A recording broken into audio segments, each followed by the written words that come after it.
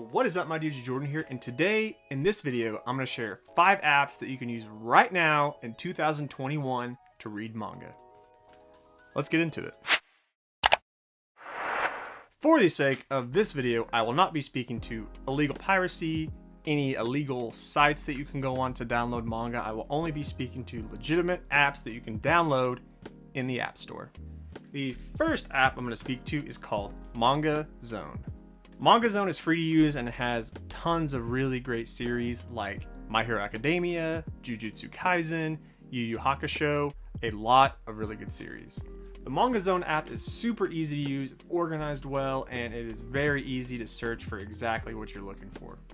There are some downsides to Mangazone, that being that there are ads before each chapter, and a lot of current series are not up to date with the most recent chapter. So if that's what you're looking for, this might not be the one for you.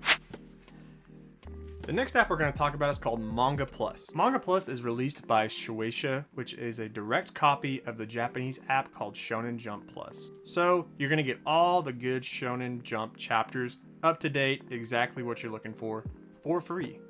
Manga Plus does have up-to-date current Shonen Jump chapters. However, it is missing a good chunk of the middle of the series. So you can read the first 3 or 4 chapters of a series, and it's missing hundreds of chapters in the middle, and then it's probably got the next 10 newest chapters. So if you're just looking for an app to use where you can stay up to date with Shonen Jump series, then this is definitely the one for you.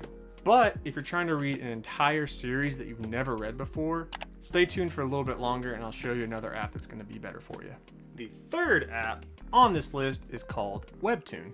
So Webtoon is a little different than the other apps I've talked about. Basically, Webtoon is a South Korean app. It releases not manga, but manhwa. So you're going to be looking at South Korean manga, basically. Now, the main reason I started reading Webtoon is because of a few series that I've watched on Crunchyroll. The Crunchyroll originals Tower of God and God of High School. You can read those series in manhwa form and many more on Webtoon. Webtoon is a free to use app. However, there is a payment system that you can use. Basically, you will pay to get earlier access to the newest chapters of whatever series you're reading. That is personally not for me. I just enjoy reading it for free. But if you're really into a series and you gotta have that chapter a little bit earlier than everybody else, then that might be the way to go for you. So basically, Webtoon is a really cool option for you if you're looking to expand your manga and manhwa reading experience. The last 2 apps I'm going to talk about, I'm going to speak to all in one because they are legitimately all in one payment, and you get both apps. The apps I'm talking about are the Viz Media app and the Shonen Jump manga app. Both of these apps are free to use if you're just looking for the most current chapter of really popular shonen series. However, you can pay $2 a month, and on both apps you can unlock up to 10,000 chapters. Now, you can only technically read 100 chapters in a day, but I don't think I've ever read 100 manga chapters in one day. So personally for me, I've never been affected by running out of chapters. That system does reset after 8 hours, so you could read 100 chapters, take an 8-hour break, and then read 100 more chapters.